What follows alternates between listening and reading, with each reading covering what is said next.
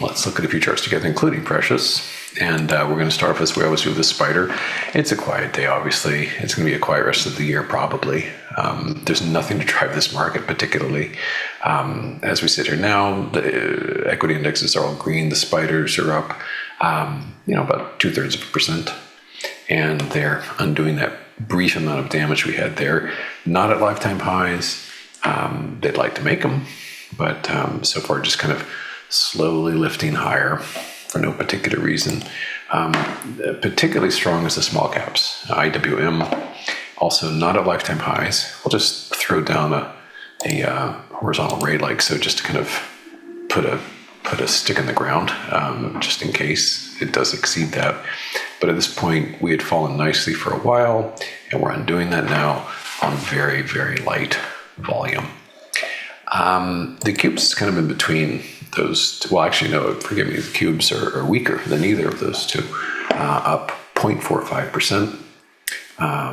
Trading basically opened at its high point of the day and have been slowly sinking since then. Still up, but only about a third as much as the small caps. And in this instance, not only did they not make new highs, but they haven't even mustered their way past this price gap. And I'm thinking they probably won't for the rest of this year. So we have been climbing on Thursday and Friday and today. And we've largely undone this dip that we had.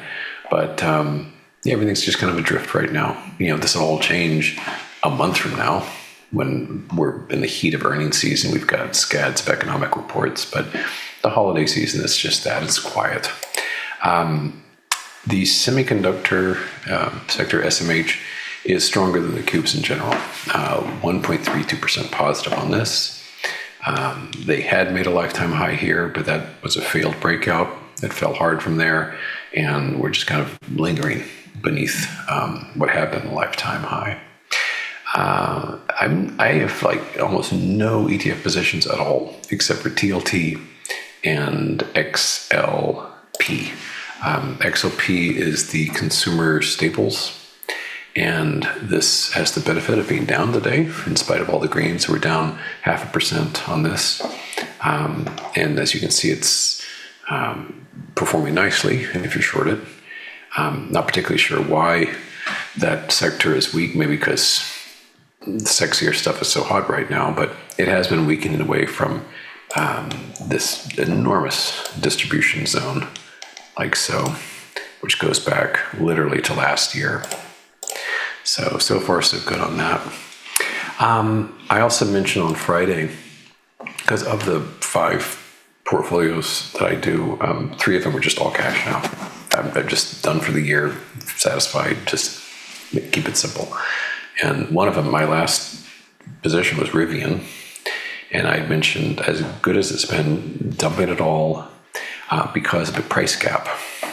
And that doesn't seem to be too regrettable, a decision so far. There's the price gap itself. And we got quite close to it Friday and today. But as you can see, we're down almost 2% on the day. And there's opportunity, I think, there for some weakness. And if we do that, might be a good time to get back in. But as it is now, like I said, all cash for 3 of 5 portfolios. And would love to see that down to 18, something like that. Okay, a couple of interest sensitive ETFs. One that I had mentioned for months, but has kind of captured my attention again, is the corporate bonds, LQD. It's very heavily traded, and it has got roughly the same reversal pattern that bonds do, which isn't too surprising. It's also got a nice clean price gap right there. I've got good enough a position in TLT by way of a short and by way of puts to not want to kind of duplicate my efforts, so I don't have anything going in this. But I imagine they'll tend to move in the same direction. The one I am in, TLT, is down modestly, 0.29%. It's our third red daily bar, and a pretty, I would say absolutely this line right here would be an important stop. And you could even go so far as to set a tighter stop right along there, which is essentially Thursday's low, which is a different price gap. So this would be quite a tight stop, and this would be a bit more liberal, permissive of a stop. And in doing so, with bond funds falling and interest rates rising, XHB, the home builders, continues to sink, not dramatically, but to defy this all green market is pretty heroic. And we've got, what is this, like 7 red bars in a row, and have been sinking away nicely from that level. Okay, so let's go to really the only place where there's any real exciting activity today, which is precious. Last week, I talked about how gold, and sort of anthropomorphizing this thing here, but wanted to make a new high, was trying to make a new high, didn't quite do it yet, but it seemed poised to. Well, it's done. It finally happened. It happened quickly. I was watching on Sunday. They started strong and they just got stronger. Gold futures themselves up almost 2%, up to about 44.68. So the idea of $5,000 gold in the first half or even the first quarter of next year seems totally plausible. But yeah, it's just another good leap, and it's sort of like what happened roundabout here. So what you get is these periods measured in months in this case, where it's just kind of building the base, shaking out weaker hands, and it sometimes you get kind of a false breakout like right here, but ultimately it moved. So what we're seeing today is kind of the equivalent of what we were seeing back in early September, like around so. Kind of a base, and finally succeeds in pushing to a lifetime high. But it's been a very, very good year, very good several years for gold. And it seems hard to believe that not that long ago, this is like $1,000. So up it flies. GLD itself, this was the prior peak on that one. We have just hopscotched right over that. And so obviously, that's a good thing. And then the miners, the gold miners, having another good day, 3.45% positive, cute little cup with handle pattern, lifetime high. It gets kind of redundant after a while. Prices across the board just doing very, very well. Percentage-wise, silver and gold almost identical today, which is a little out of the ordinary. Lifetime high on this, and getting close to 70 plus on silver. And just a fantastic time here. Back during the Liberation Day mayhem, this was down in the 20s, and now we're approaching the 70s on this.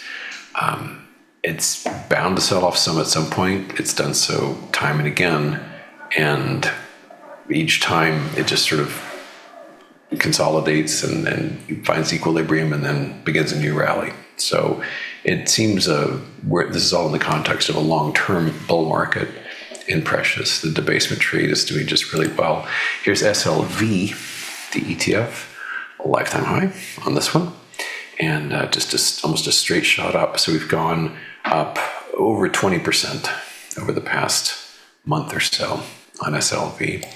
And as I mentioned, there is a miners ETF for silver specifically. This SIL is also up almost 4%, also at a lifetime high. And our old favorite, the one that I've been obsessed with pretty much for the entirety of 2025, Palladium, PALL, is the ETF for that. 2.61% gain on this. It has sold off some from, it was up triple digits on the futures with Palladium, up about almost $110. That it's shaved off some of that, got a little ahead of itself.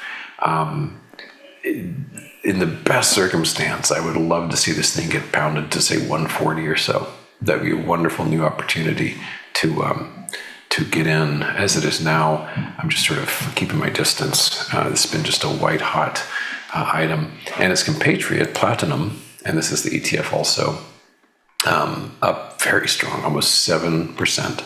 And this was the same instance of just like, this could have, again, a cup with handle here, all this pent up energy, and it finally gets released and it just goes flying.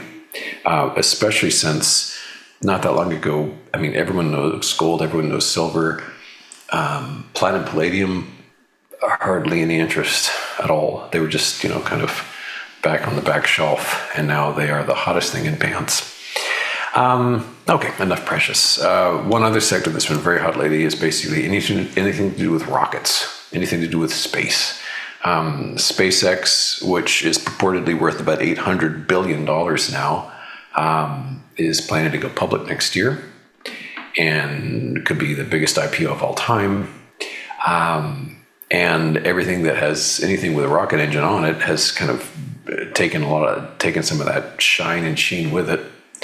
And so UFO is an ETF that has glommed together a lot of these satellite rocket companies. It's having a very good day, up about 5%.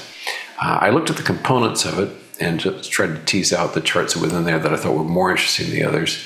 Here they are. It's very, very heavily traded ASTS. This is AST Space Mobile, and it's up today 13.5%. We've got Planet Labs, which is at a lifetime high, and this had a much cleaner pattern to it with respect to that, like so. So that's PL, again at a lifetime high. SATS, which is EchoStar, and this is looking like probably a lifetime high close on the sats. And RKLB, Rocket Lab, lifetime high, a much younger stock, almost a 10% move just on the day. And one last one, and much, much younger, Firefly Aerospace. And this is not near lifetime highs. It had a pretty bad time of it. It fell from about 80 to the teens, but now it's enjoying some of that love that everyone's sharing for these companies right now. So it's good to be in the right sector. Anyway, just to wrap things up with a couple of last items. This is, back to the whole bond thing, this is the ZB. And we're just down on this, and the pattern's still exceptionally clean. So long as we don't push back into that pattern, it seems to me that the direction on this will be lower. So we want to stay, I would say, below the high we saw on Thursday. And one other item that merits constant attention is Nvidia, which has been just a bore fest for months now. But as we go into the new year, it'll be a key item to watch as the biggest company on the planet and as the actual the linchpin to the entire AI tech mania. It's a very important chart to keep an eye on. So that's it for today. A couple more days this week, then it'll be Christmas time. So I'll see you here tomorrow. Bye-bye.